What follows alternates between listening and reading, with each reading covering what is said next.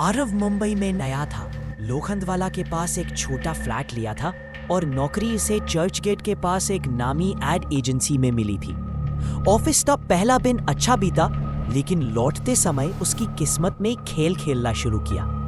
बारिश शुरू हो चुकी थी, लोकल ट्रेनें देर से चल रही थी और भीड़ वैसी ही थी जैसी मुंबई की पहचान है। रात के करीब 1:50 हो चुके थे जब आरव चर्च गेट स्टेशन पहुंचा।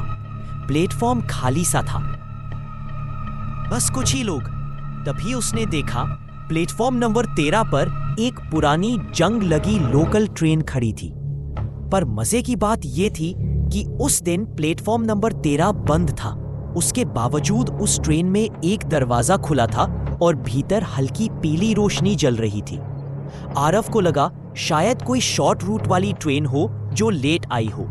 उसे ठंड लग रही थी और बारिश में भीगना नहीं चाहता था। उसने उस ट्रेन में चढ़ने का फैसला किया। ट्रेन में चढ़ते ही एक अजीब सी बदबू आई, जैसे भीगी हुई बासी लकड़ी और सड़ी मछलियों की। आरव ने नाक पर रुमाल रखा और सीट पर बैठ गया। पूरी बोगी खाली थी, पर पीछे एक बूढ़ा आदमी बैठा हुआ था। सफेद जग कपड़े, गंजा सिर और आंखें बंद। आरव ने नजरअंदाज किया और मोबाइल में म्यूजिक ऑन किया, लेकिन नेटवर्क गायब था। वाईफाई सर्च किया, एक ही नाम आया, प्लेटफॉर्म 13 डिपार्टेड। वो चौंका, ये क्या था? तभी उस बूढ़े आदमी ने आंखें खोली और धीमी आवाज में कहा, अब तुम भी हमारी तरह बनोगे। आरव सिहर गया। उसने तुरंत बोगी बदलने का सोचा। उठकर आगे की तरफ बढ़ा, लेकिन ट्रेन अब चल पड़ी थी। पर ट्रैक पर कोई आवाज नहीं थी, कोई झटका नहीं, कोई स्पीड नहीं, बस हल्की कंपन। जैसे जैसे ट्रेन आगे बढ़ रही थी, डिब्बों का रंग बदलता जा रहा था। अब दीवारें काली हो चुकी थी, रोशनी कम और खिड़कियों के बाहर कुछ भी नजर नहीं आ रहा था, सिर्फ घना अंधेरा। आरव ने खिड़की से बाहर झांका और उसने जो देखा उससे उसकी रूह कांप गई। हर खिड़की के बाहर कुछ लटके हुए इंसान दिख रहे थे, जैसे किसी ने ट्रेन से बाहर उन्हें फेंका हो, पर वो अब भी ट्रेन से जुड़े हुए थे। उनके चेहरे विकृत, आंखें फटी हुई और होंठ सिले हुए। आरव चिल्लाया, पीछे भागा, लेकिन अब कोई दरवाजा नहीं खुल रहा था। तभी उसे सीटी की आवाज आई, पर वो स्टेशन की नहीं, किसी इंसान की थी। एक औरत की धीमी सीटी और फिर एक कर्कश हंसी। पीछे मुड़ने पर उसने देखा ट्रेन के पिछले हिस्से में एक औरत खड़ी थी, लाल साड़ी में, बाल बिखरे हुए और आंखों से खून टपक रहा था। आरव को लगा वो सपना देख रहा है, पर सब कुछ सजीव था। वो भागते हुए अगले डिब्बे में गया, लेकिन वो भी वैसा ही था, घना काला, बदबूदार, और अब वहां भी लोग बैठने लगे थे। पर वो लोग इंसान नहीं थे।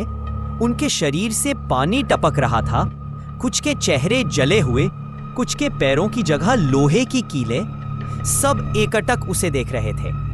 तुम्हारा स्टेशन अभी आया नहीं है, एक आवाज गूंजी। आरव ने सिर घुमाया।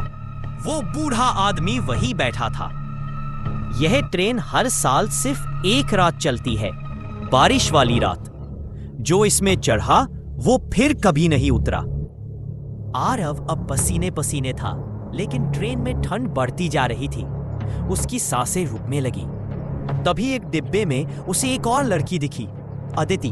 वो भी डरी हुई थी। तुम कब से यहां हो? आरव ने पूछा। पिछले साल बारिश में चढ़ी थी, अब निकलने का रास्ता ढूंढ रही हूं। लेकिन हर स्टेशन वही लौट आता है जहां से ट्रेन चली थी, मौत के स्टेशन पर। मौत का स्टेशन?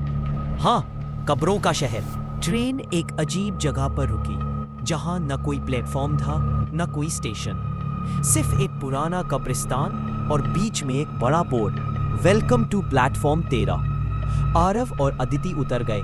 चारों तरफ कोहरे में लिपटे शव खड़े थे। सबके मुंह से एक ही शब्द निकल रहा था, निकलने का कोई रास्ता नहीं। अदिति फूट फूट कर रोने लगी, लेकिन आरव को एक पुरानी घंटा घड़ी दिखी जो अब भी एक डेरा पर अटकी थी। वो समझ गया, अगर वह घड़ी 2 बजे तक आगे बढ़ गई तो वो हमेशा के लिए यहीं फंस जाएगा। आरव ने दौड़ लगाई उस घड़ी तक पहुंचने के लिए, लेकिन आत्माएं उसके पीछे थीं। अदिति वही बेहोश होकर गिर गई वो किसी तरह सीढ़ियां चढ़कर घड़ी तक पहुंचा और उसकी सुई को पीछे धकेल दिया। 1 बजे पर अचानक सब कुछ धुंधला होने लगा। आत्माएं चिल्लाने लगी, ट्रेन फिर से चमकने लगी और तेज आवाज के साथ सब गायब हो गया। अगली सुबह 6:15 बजे सीएसटी स्टेशन पर लोगों ने देखा कि प्लेटफॉर्म नंबर 13 पर एक युवक बेहोश पड़ा था और उसके हाथ में एक पुरानी घड़ी थी। आरव को अस्पताल ले जाया गया। होश में आने पर उसने सब बताया, लेकिन किसी को यकीन नहीं हुआ। पर जब वो स्टेशन वापस गया तो देखा प्लेटफॉर्म नंबर 13 पर एक जंग लगी लोकल खड़ी थी और उस पर लिखा था, चेतावनी, इस ट्रेन में चढ़ना मना है। हादसा 13 जून 1998 को। आरव ने उसी दिन मुंबई छोड़ दी। अब वो वापस दिल्ली में है, लेकिन हर साल 13 जून की बारिश की रात उसे अब भी सपने में एक ही आवाज सुनाई देती है, तुम्हारा स्टेशन अभी आया नहीं है।